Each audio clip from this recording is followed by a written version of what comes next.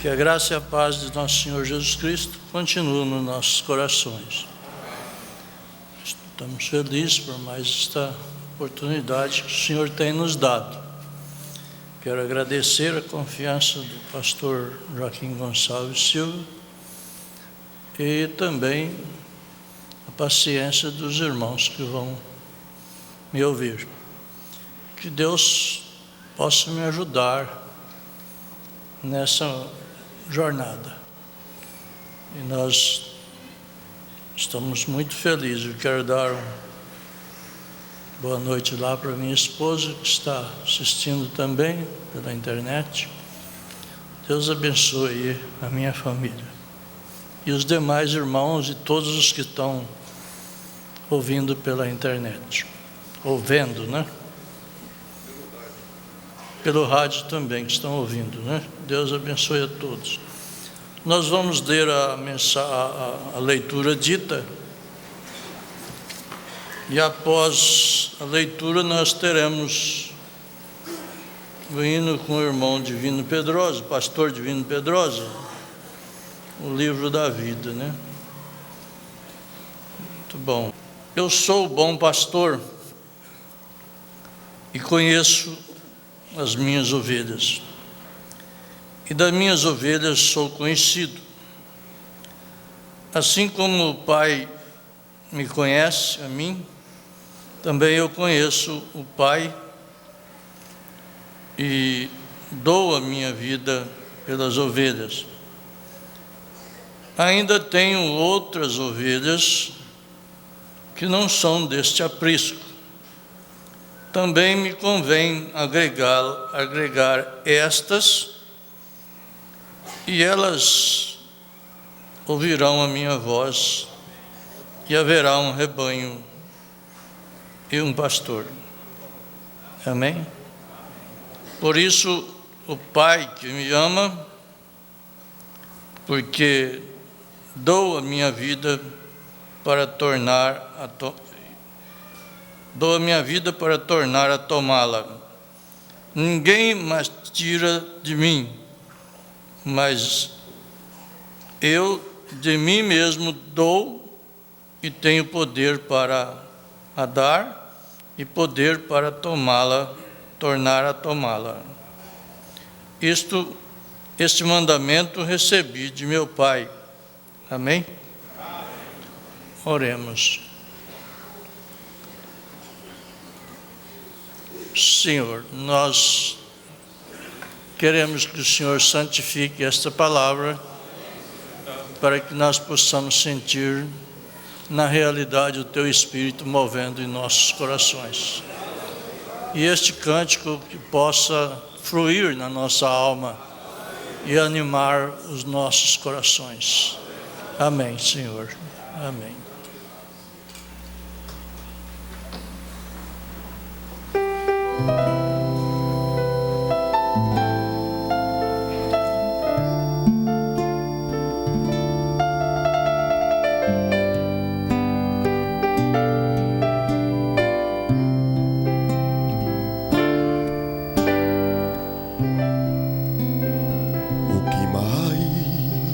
Poderá separar-me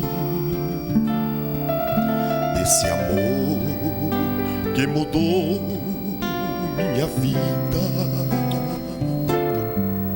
Se ainda pequei no informe, o meu nome no livro escrever. Foi escrito com pena eterna. O escritor foi o meu Criador. Esta tinta jamais se apaga. É o sangue do nosso Senhor.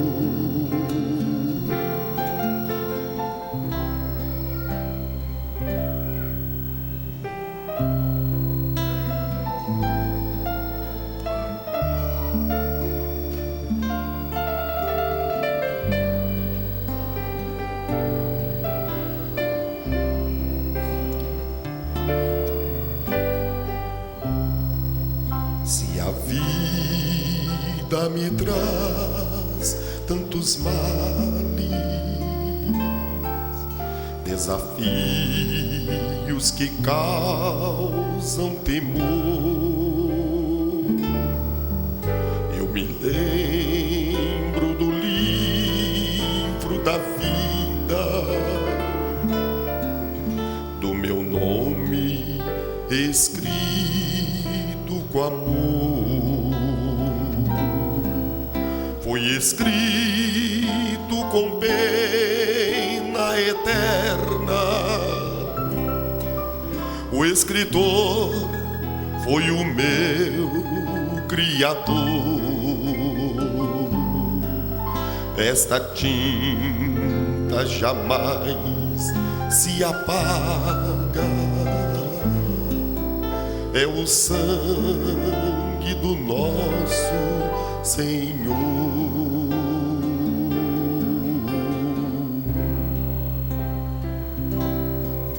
Este amor é mais forte que a morte,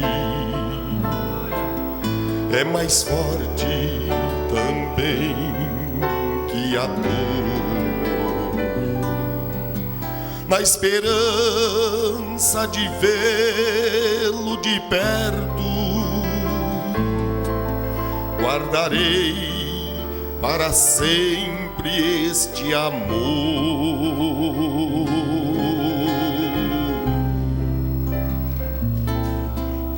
Foi escrito com pena eterna. O escritor foi o meu Criador. Esta tinta jamais se apaga. É o sangue do nosso Senhor.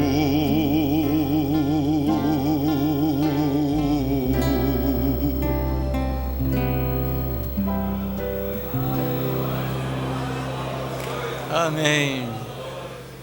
Deus abençoe o pastor Divino Pedrosa. Que a graça continue nos nossos corações.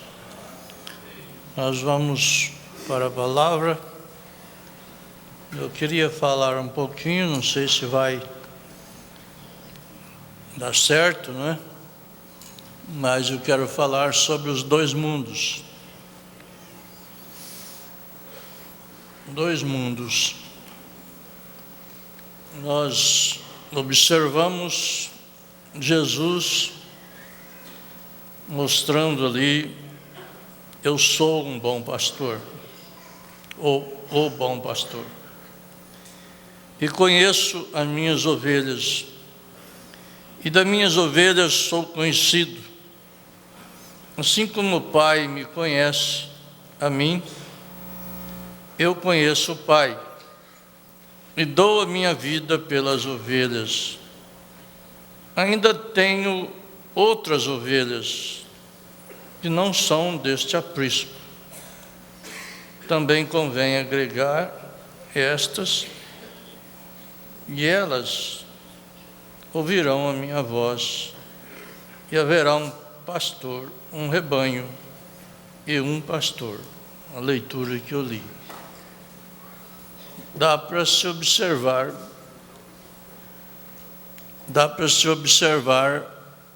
dois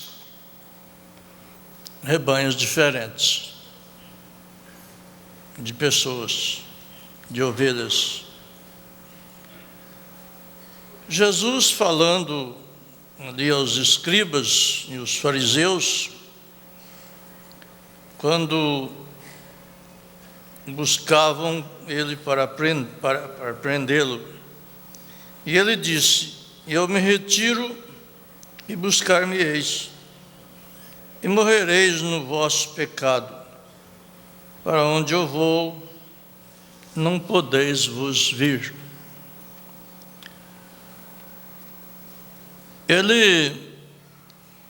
Eles pensavam que Jesus queria suicidar-se, porque disse: onde vou, não podeis ir. E dizia uns para Jesus, ou melhor, e dizia-lhes Jesus: vós sois de baixo e eu sou de cima. Vós sois deste mundo e eu não sou deste mundo. São João 8, 21 ao 23. E quando Jesus estava orando pelos seus discípulos, ele disse ao Pai: agora vou para ti, e digo isto no mundo, para que tenham a minha alegria completa em si mesmo. Notamos que ele disse: dei-lhes a tua palavra, e o mundo os aborreceu, porque não são do mundo, assim como eu não sou do mundo. São João 17, 13 e 14. Agora Jesus disse: as minhas ovelhas ouvem a minha voz. Eu as conheço e elas me seguem, e dou-lhes vida eterna, e nunca hão de perecer, e ninguém as arrebatará da minha mão. Meu Pai que mas deu é maior do que todos. Ninguém pode arrebatá-las da mão de meu Pai. Eu e o Pai somos um. Vocês vão prestando atenção nos passos, que logo nós entenderemos o assunto. Dá para nós entendermos que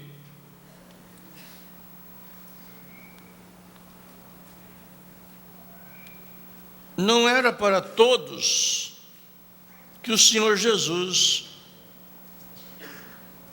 era pastor. Não era para todos. Ele ali estava pregando para o judeu, e ele disse que ainda tinha outras ovelhas que não são desse aprisco. Também tinha que congregá-la, e elas ouviriam a voz dele, e haveria um rebanho e um pastor. Isso ele estava falando ainda enquanto estava com o seu corpo físico aqui na terra, neste mundo. Ele simplesmente estava demonstrando que ele não era desse mundo, mas demonstrando também que as ovelhas também não eram desse mundo. Ele mostrou dois mundos ali já. É um assunto muito sério. Isso deve nos levar a impressionar sobre o predestino de cada eleito. Cada eleito predestinado naturalmente ouviria a voz desse pastor que formaria esse único rebanho. Seria um só rebanho e um só pastor. Jesus havia enviado os seus discípulos a buscar ovelhas perdidas da casa de Israel. Veja bem, mostrando ali para elas que havia chegado o reino dos céus. vocês têm que notar a diferença entre o reino dos céus, que é o reino do Pai, e o reino de Jesus, que é o reino do Filho. Ele está falando sobre o reino do Pai. Para o judeu, ele estava expressando o reino do Pai. Havia chegado o reino dos céus. Isto daria para nós explicar muita coisa sobre esse assunto. Porém, nós temos, às vezes, que remir um pouco. Ele era, para o judeu, o leão da tribo de Judá, que dessa linhagem de Judá viria o rei. Desde o nascimento de Judá, quando a sua mãe bateu nas suas costas e disse: esse é um leãozinho. Notamos que, para o judeu, vocês não esquecem, ele era o leão da tribo de Judá. O rei. Eu vou adiantar uma coisa que vocês talvez podem aproveitar mais lá na frente. Jesus não tinha nenhuma linhagem para ser sacerdote. Israel sempre usou linhagem para ser rei, para ser sacerdote. Para ser rei, ele estava como filho de Judá, raiz de Davi, raiz de Jessé, de Judá, que era o leão da tribo de Judá. Para os filhos dos céus, ele veio com outra forma. Ele não veio como leão para nós. Vocês vão prestar bem atenção que isso deixa nós animados. Quando ele ressuscitou, ele transformou o corpo. Ele se transformou no corpo dos céus. Ele já não veio mais com o corpo da terra. Ele veio com o corpo dos céus. É lógico que o corpo dele mesmo glorificado. Não teve... É o corpo que ele teve aqui na terra, mas quando ele subiu, ele misturou o espírito dele com o espírito do Pai e voltou sendo o Todo-Poderoso. Você vê que antes ele dizia: o Pai é maior que eu, e é que faz as obras. Mas quando ele desceu lá em Mateus 28, 19, ele não disse: o Pai é maior do que eu. Ele dizia: é me dado todo o poder nos céus e na terra. Ele era todo-poderoso. Ele sendo todo-poderoso, ele passou a ser onipresente por causa da onisciência. Sendo onisciente, ele se tornou, porque o Pai agora não estava nele. O Pai e ele era uma mistura só, uma matéria só. E eu e o Pai somos um. O Pai vivia aquela adoção que Deus disse ali no Monte da Transfiguração. Vocês notaram que Deus entregou todo o cargo de autoridade para ele. Ele disse: este é o meu filho amado. Na outra passada, na outra que João viu a pomba descer sobre ele, ele disse: esse é o meu filho amado em quem tem prazer de morar nele. Mas ali no Monte da Transfiguração, quando eles misturaram os céus com a terra, misturaram os teofânicos com os carnais, os três carnais testemunham, Pedro, Tiago e João, misturado com os três teofânicos, Elias, Moisés e Jesus, que tinha se transformado, transfigurado. Ali estava mistura dos céus com a terra. E Deus falou ali para eles: este é o meu filho amado em quem me comprazo. A ele ouvi. Não era para ouvir outra pessoa. O Jeová entregou, porque o Jeová estava nele. Até ali Deus não tinha corpo.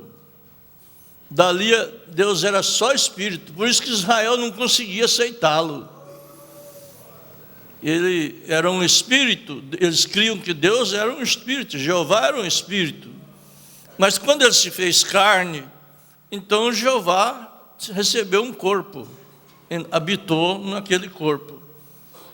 Então, quando ele ressuscitou, ele transformou-se num corpo dos céus. E vocês notem que ele passou a ser Deus dos céus e da terra. Ele passou a ser dos dois mundos. Dali ele não fala mais, não sou desse mundo. Porque ele passou a ser Deus dos dois mundos, dos céus e da terra. Ele pôde estar lá e aqui, tornando-se onisciente. Ele disse: é-me dado todo o poder, no céu e na terra. E ali ele veio como cordeiro, não como leão. Como cordeiro, ele disse para os discípulos: ide e ensinai todas as nações, batizando-as em nome do Pai, do Filho e do Espírito Santo. E ele disse: ensinai eles a guardar todas essas coisas que eu vos tenho ensinado ou mandado. E eis que estou convosco até a consumação dos séculos. Que seria o tempo que tinha que consumar aqui com a noiva, com a sua noiva.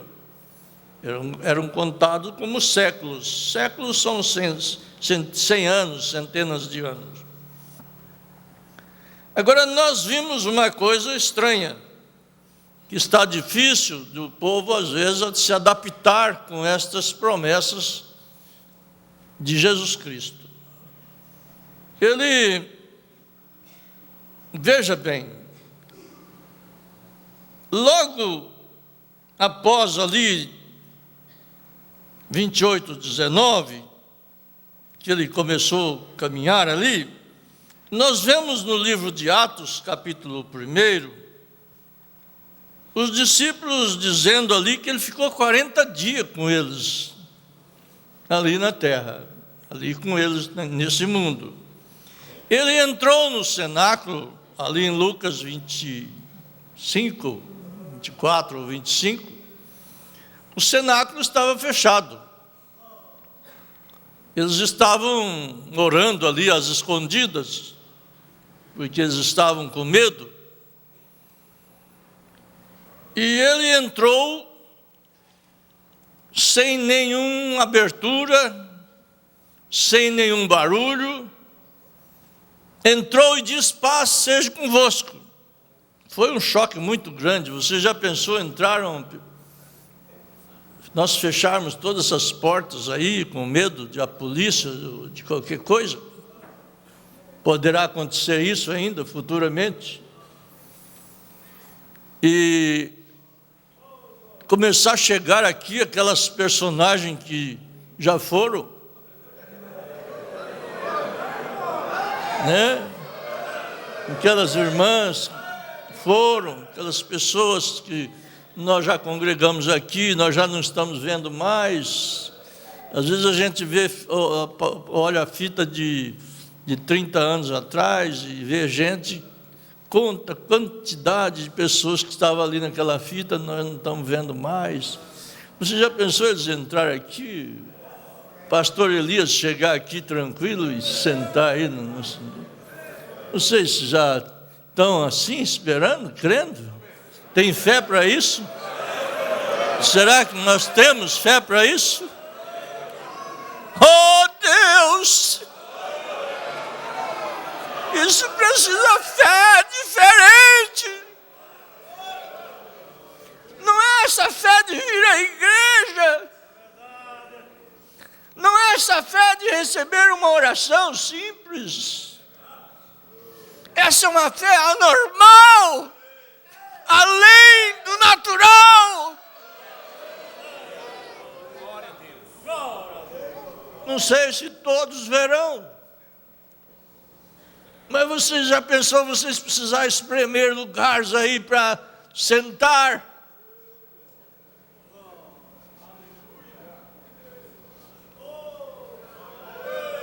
Nós estamos esperando por isso. E a hora está avançada. E parece que nós estamos cochilando. Na realidade, aqueles dois moços da estrada de Emaús estavam tão estafados, tão estressados, tão desanimados, tão desiludidos, que perderam a igreja deles e agora perderam o líder que eles tinham mais esperança na vida. E eles iam voltando para trabalhar novamente no seu serviço de roça. E eles vinham murmurando sobre o assunto. A fé que eles tinham. Eles criam que ele ressuscitaria no terceiro dia. Ele tinha ensinado, mas agora a paciência humana é terrível. Nós somos impacientes e incompreensíveis com Deus. E quando eles iam caminhando, aquele homem se apresentou e não dava para entender. Quando você está estafado, estressado, nervoso, problemático, com problemas em casa, na família, nos filhos, na igreja, você não tem tempo, às vezes, nem de encarar realmente o rosto de uma pessoa. E eles não podiam conhecê-lo. E ele ia caminhando entre eles e perguntou no que eles estavam falando.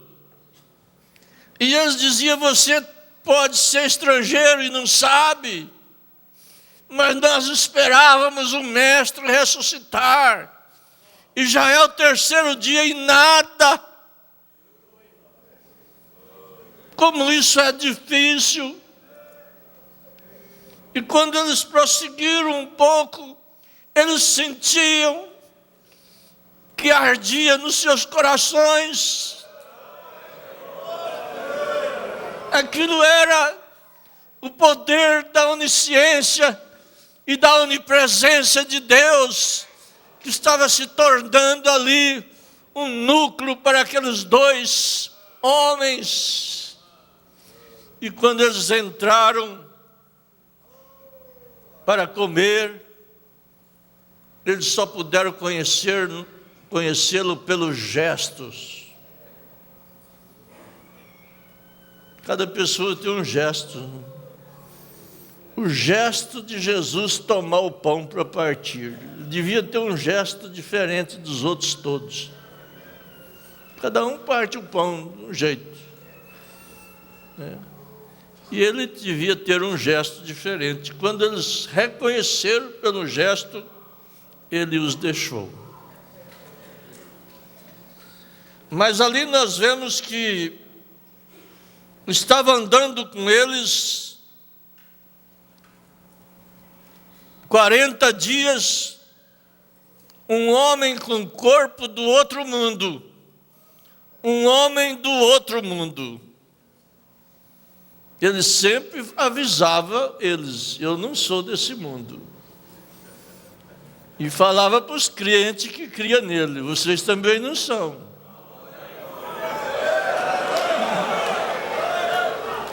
Quer dizer, não crer nisso era muita dureza, era muita cochila, porque ele avisou várias vezes, e agora ele estava ali, eles não podiam então entendê-lo.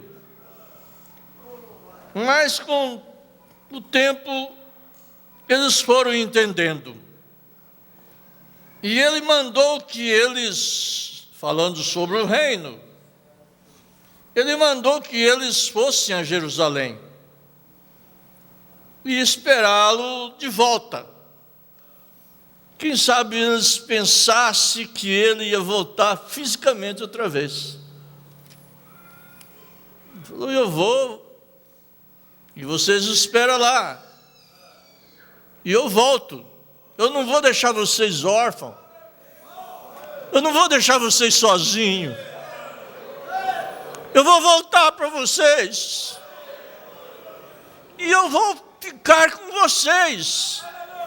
E ele expressou uma língua nossa bem clara: e estarei em vós até a consumação dos tempos.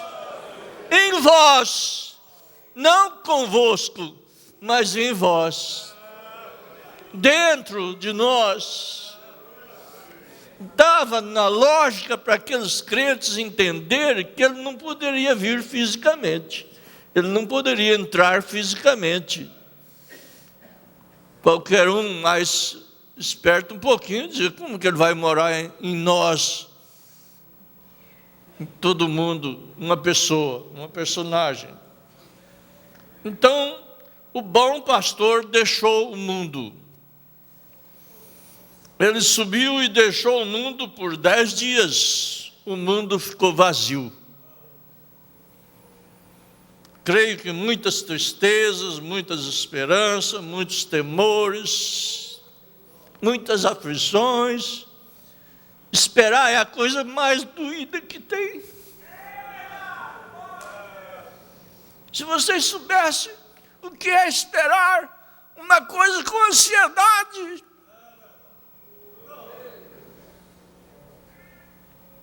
Você vê que Davi diz: eu esperei com paciência. Mas você, quando espera uma coisa comum, você tem força para esperar uma coisa comum. Mas quando a coisa é incomum, você tem dificuldade para esperar a coisa incomum, porque você não tem notícias.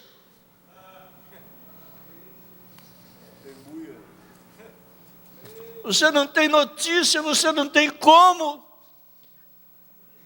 você graduar a sua esperança. Não tem como graduar a esperança. Eles ficaram 10 dias em cima ali, escondidos, com medo, sabendo que tinha uma profecia a cumprir. Joel já havia profetizado, Jesus tinha mandado eles esperar, que do alto eles seriam revestidos, mas, de repente, a coisa mudou. Aquele medo apagou. Eles tiveram coragem de descer. Desceram todos ali embaixo. E as labaredas de fogo, línguas de fogo, o povo via entrar neles. Entrava em cada um daqueles que estavam ali. E eles, com certeza, jubilavam, faziam muita festa. E o povo achava que eles estavam bêbados.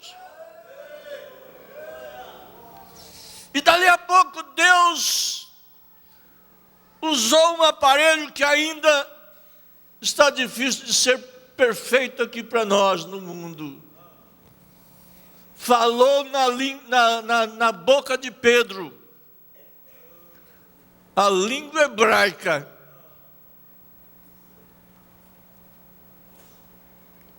Ou aramaica. E cada nação daquele, língua estranha, língua diferente, cada nação daquele que estava esperando ali naquela festa, entendeu. O aparelho foi colocado nos ouvidos. Eles entenderam as suas línguas. E eles ficaram apavorados. E aqueles religiosos ficaram temerosos.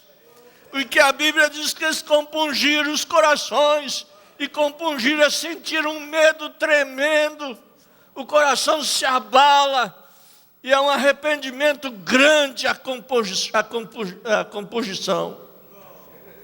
E eles perguntaram para os discípulos, para Pedro e os demais. Agora eles não queriam saber de religião, não. O mundo está cheio de religião.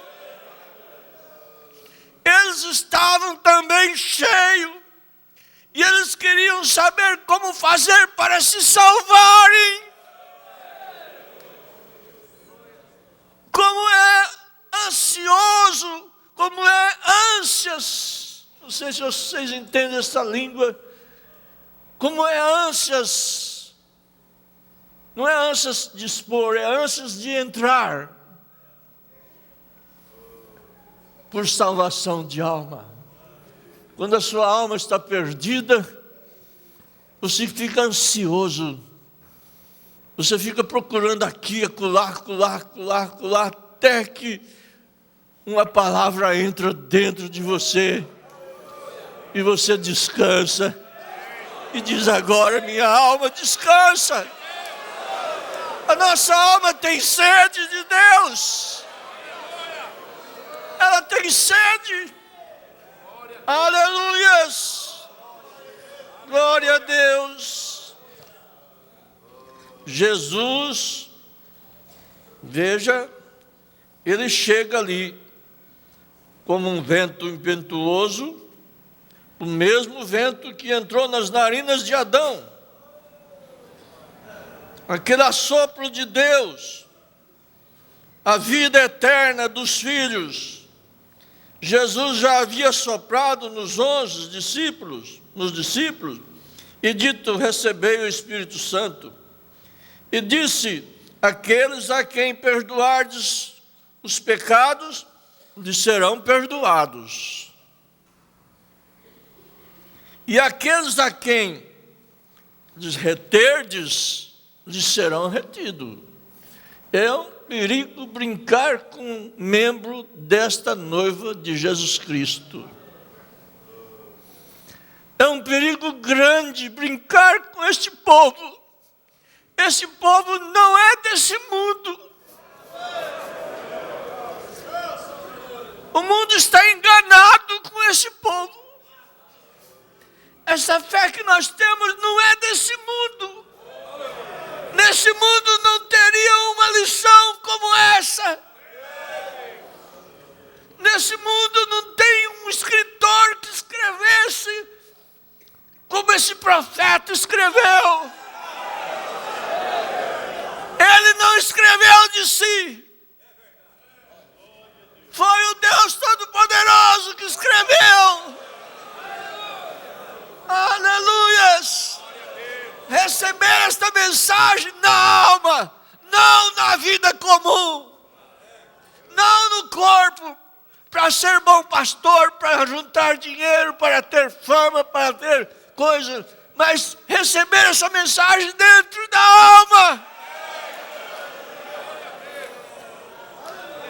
Você se torna personagem de outro mundo. Queira ou não queira, você é de outro mundo. Se alguém te ferir, Deus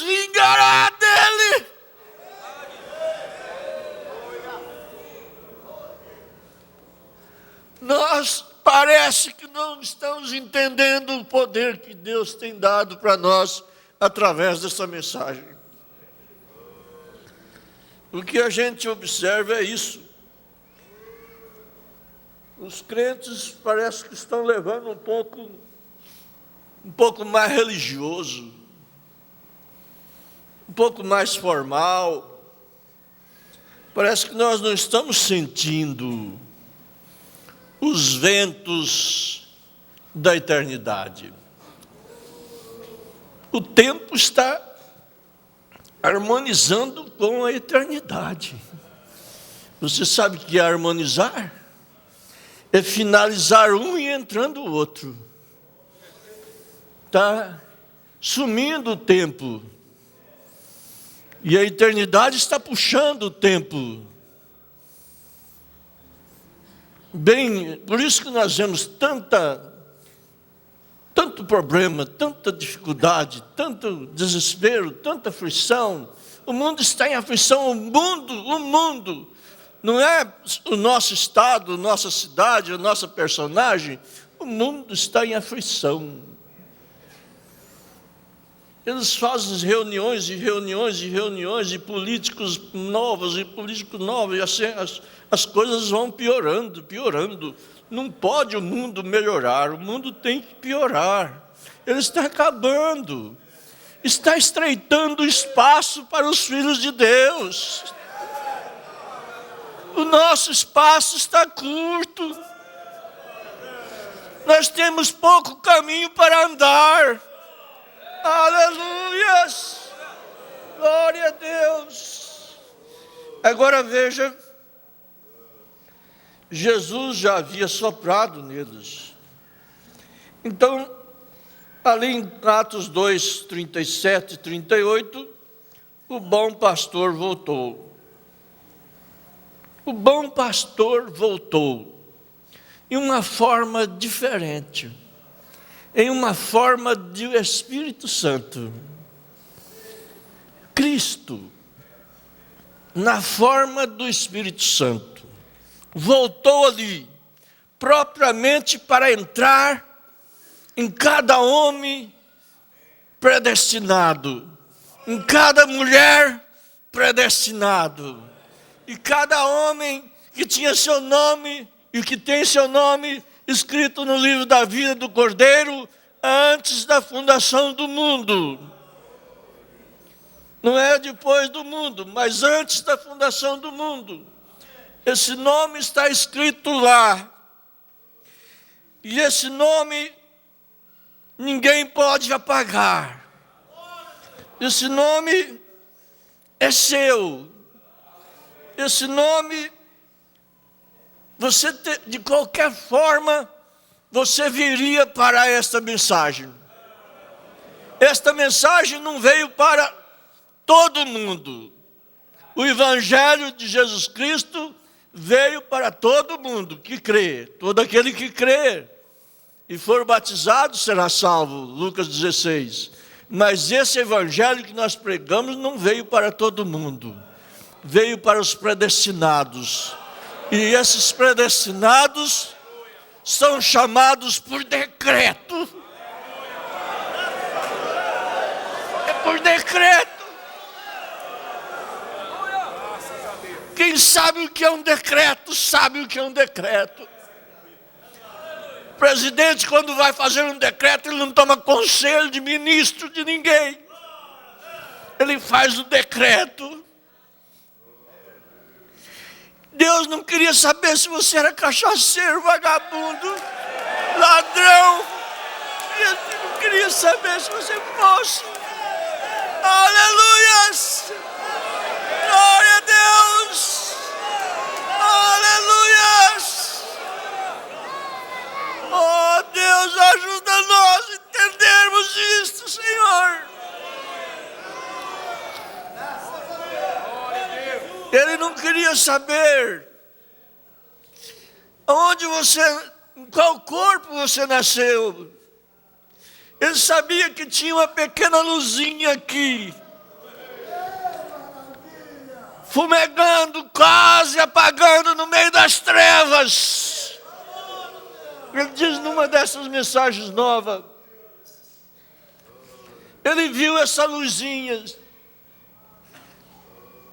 e o seu nome estava lá, e o meu nome está lá. E ele fez o decreto e te chamou. E você não pôde dizer não. Você teve que deixar o que tivesse. Se você era um fazendeiro, você deixou essa fazenda de qualquer modo. Se você era um político, você deixou essa política de qualquer modo. Você tinha que deixar porque ele te chamou por decreto. Aleluias! Você teria que vir. Você teria que vir. Por isso, não tem um eleito que não tenha que vir. Se ele não vier, por bem ele vem arrastado. Deus trará ele aqui. Ele é eleito. Ele é predestinado. Ele foi chamado por decreto. Ele te conheceu antes. Romanos 8. Veja. Então o bom pastor voltou. O bom pastor buscou-me. O bom pastor buscou você. E fomos batizados. Nós, com tantos anos de Bíblia, não sabíamos que tínhamos que ser batizados em nome do Senhor Jesus Cristo. Não sabíamos disso. Passávamos por cima dos livros dos Atos dos Apóstolos. Olha, se é coisa que temos que seguir, são os Atos dos Apóstolos. Vamos seguir os Atos de quem? Aleluias! Aleluias! Glória a Deus! Então vejamos, o próprio Espírito Santo te levou você lá em Atos 2,38. Foi Ele. E eu me senti, quando eu ouvi o Atos 2,38, algo dentro de mim parecia que ia me arrebentar. Por que não fez isso quando eu batizei em nome do Pai, do Filho e do Espírito Santo? Eu fiquei do mesmo jeito que eu estava. Mas como é que quando o Atos 2,38 chegou na minha visão, na minha alma, eu quase me arrebentei? Deus tem algo para fazer com nós. É a sua maneira. É Ele. Ele. E outra coisa, nós não somos desse mundo. Vocês não esquecem disso. Porque é um pastor e um rebanho. Agora, nós não temos nada a ver com as facções. Uma coisa nós temos que descansar. Nós não temos nada a ver com facções, nós não devemos nada para facções nenhuma. Nenhuma. E ainda se tiver alguém aqui que precisar fazer facções, o próprio Deus vai tirar ele daqui. Ele não pode ir junto. Ele não pode ir junto. É só as ovelhas que ouvem a voz do pastor. É só eles que vão.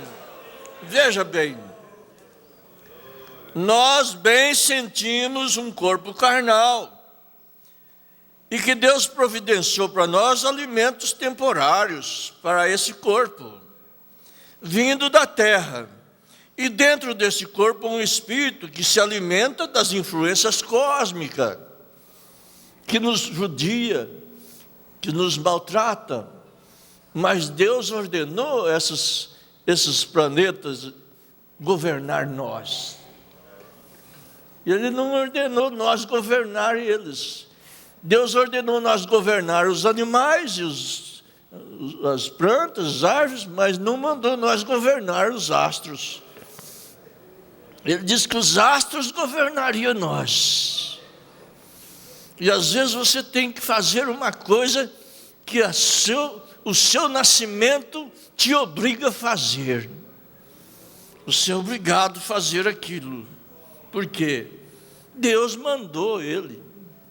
Você nasceu sobre aquela estrela. Você nasceu sobre aquele dia. O profeta diz isso, perguntas e respostas. Número 360. Você não tem jeito de mudar o seu caráter físico. O seu caráter físico sofre essas influências.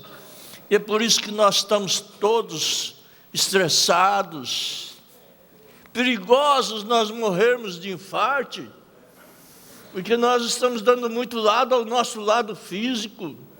Nós temos que desgrudar o nosso lado físico, deixar os nossos espíritos um pouco de lado, mas nós não conseguimos, porque há muitas influências, há muitos espíritos trabalhando aqui na terra, muitos espíritos, e esses espíritos entram nessas influências e entram dentro de nós, e faz uma luta tremenda. Às vezes você amanhece o dia, dormiu uma noite boa, amanhece o dia, quando você chega 6, 7 horas, você parece que queria morrer e sumir do mundo, você fica vazio, mas você espera mais um pouco, umas 2 horas por aí, e logo você verá que a ação muda, e o seu espírito toma outra direção, e a sua alma busca Deus, e você tem coragem de orar.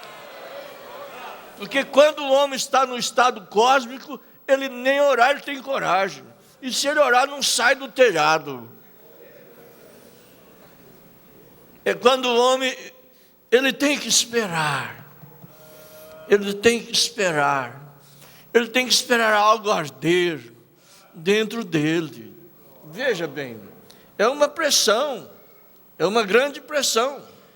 Então, isto quer dizer, Jesus, o profeta diz aqui, que esse alimento do Espírito que nós temos é dos cosmos,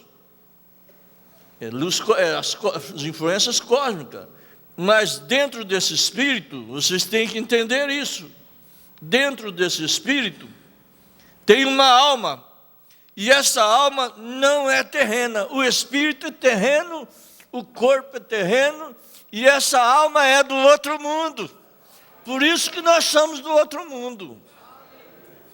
Essa alma é do outro mundo. A alma é a gene que vem de Deus. Liderança, parágrafo 165. E essa alma vinda de Deus, ela não combina com essas coisas do mundo. Há um debate grande, uma briga grande dentro de nós, um choque grande.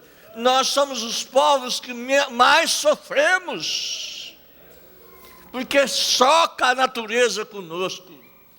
Agora veja bem, ele providenciou alimento para o nosso corpo, providenciou para o nosso espírito, mas dentro está a nossa alma vinda do céu, que se alimenta de alimento vindo do céu, e a alma, e é as nossas almas que são as ovelhas. Entendam isso, não é o nosso corpo que é ovelha, não é o nosso espírito que é ovelha, são as nossas almas que são ovelhas, são elas que é o cordeiro que veio dos céus, é as nossas almas. E o profeta diz na mensagem Não Sabeis, parágrafo 166, que as nossas almas, elas saboreiam a palavra, e ela se apega sem considerações. Viu? Não sei se vocês entendem o que quer dizer isso, mas ela se apega à palavra sem considerações.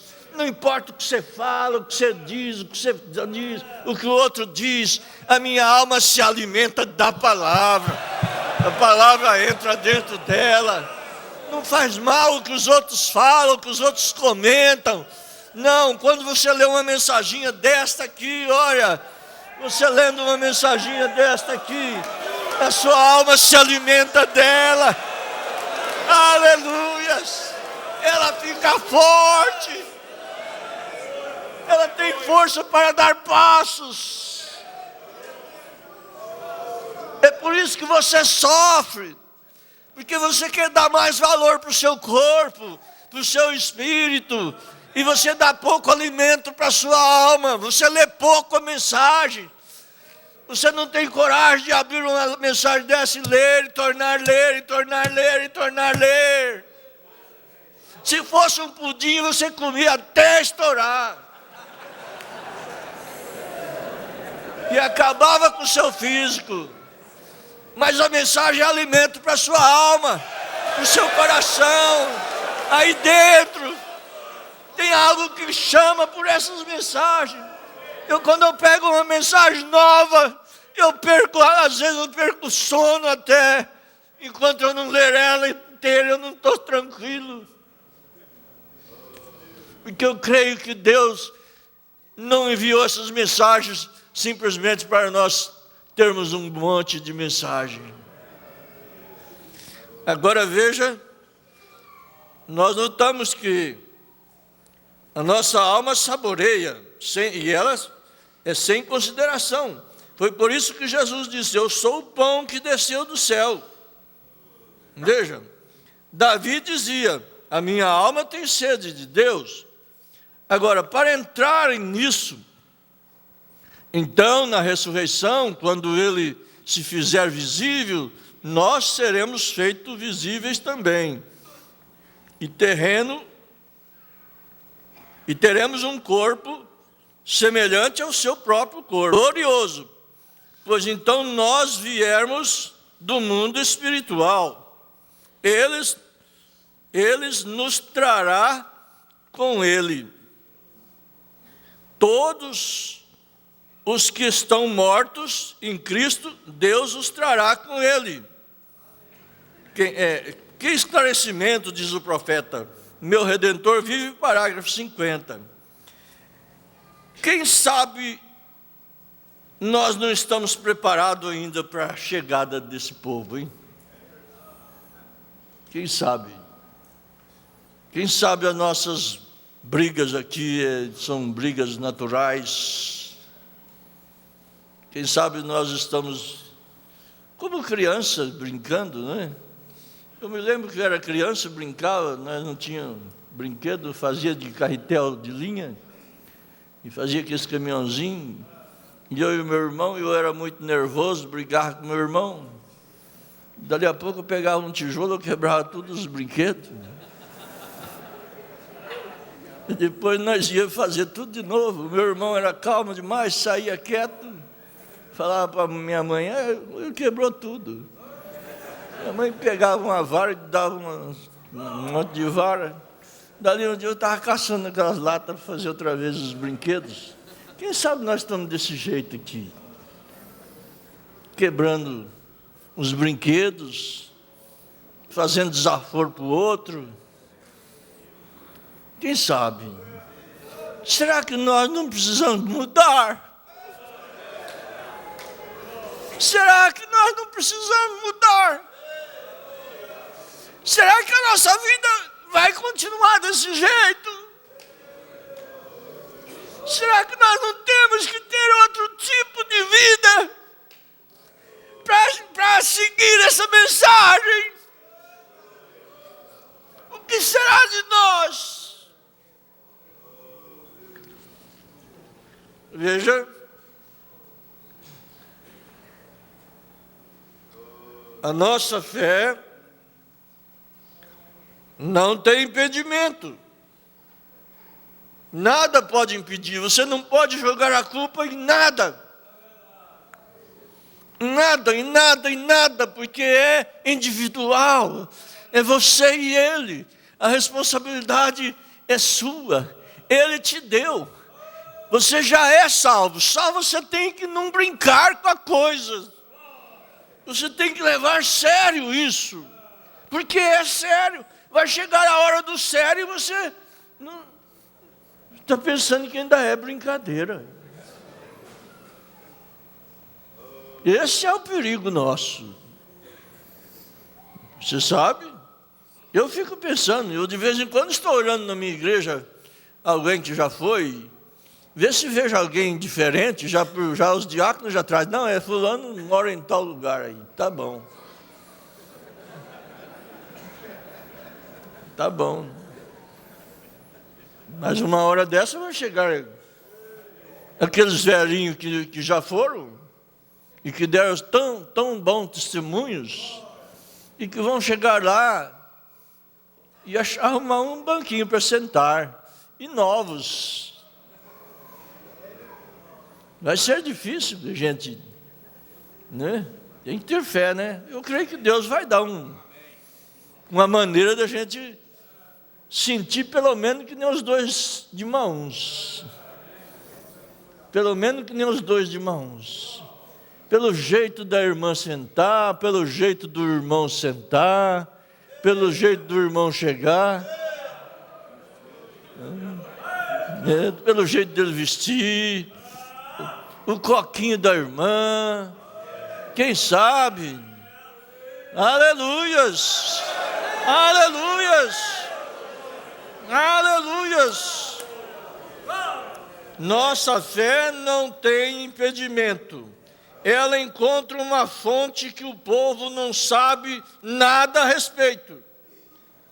É a força da alma.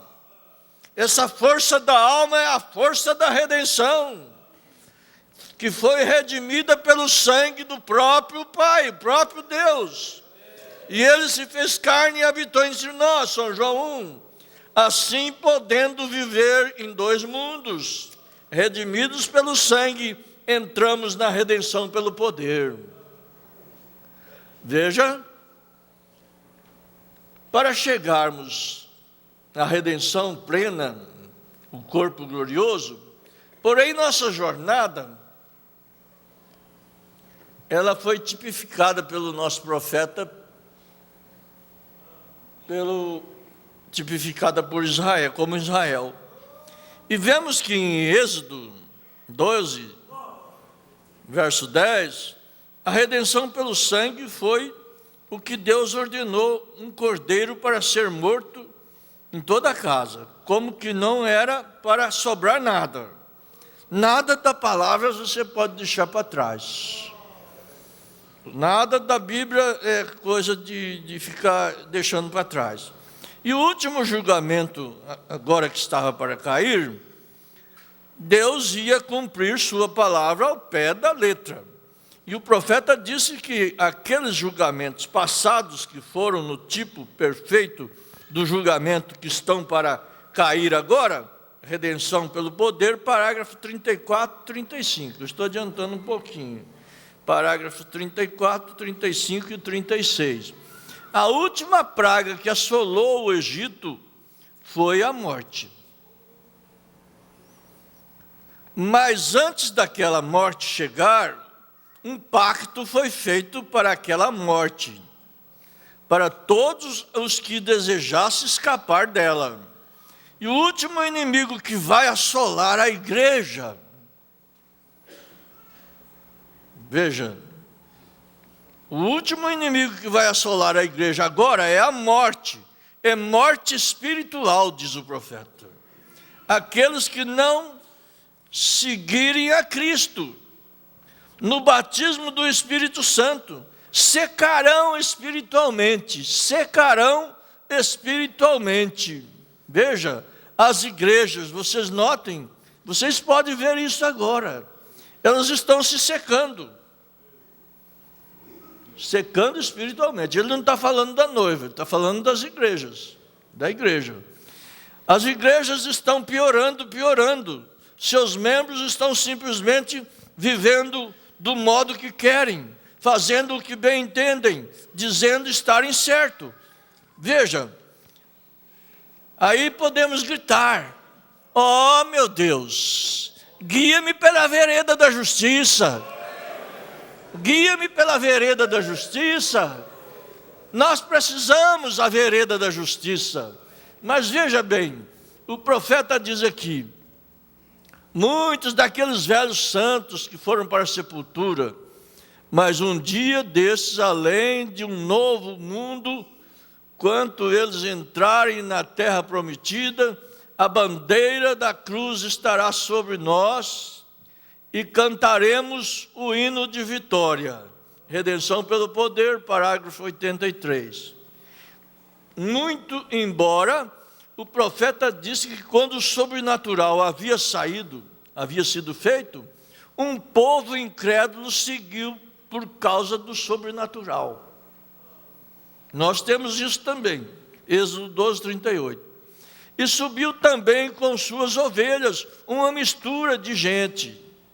E por aí é que vemos os problemas, tantas notícias ruins, comentários sujos, e pastores, e irmãos, e irmãs, e coisas enfraquecendo, e ovelhas enfraquecendo. Tudo isso nós vemos, por causa dessa mistura de ovelha. Mas uma coisa temos que ter: nós temos a responsabilidade com o chamado que Deus te fez. Ele te chamou, Ele me chamou por decreto. E eu não devo nada para ninguém. A respeito da minha salvação, eu não devo nada para ninguém. Eu só devo a Ele. É Ele.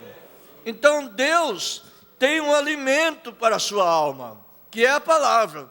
E todo problema que surge na igreja traz enfraquecimento nas ovelhas.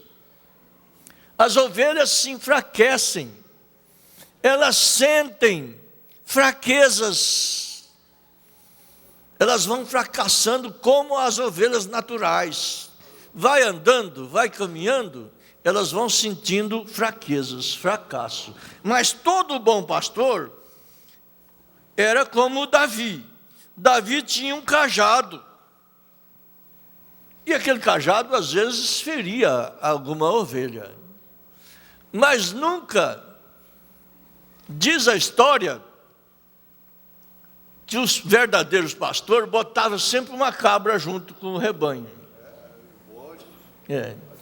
E aquela cabra fazia as ovelhas errar. Elas iam para lá e faziam as ovelhas errar. E o pastor não ia lá e bater nas ovelhas, batia na cabra. Ele batia na cabra, porque a cabra voltava e as ovelhas acompanhavam. Ele disse: não é as ovelhas que precisa apanhar, é a cabra que precisa apanhar. Então, veja bem, agora notamos isso.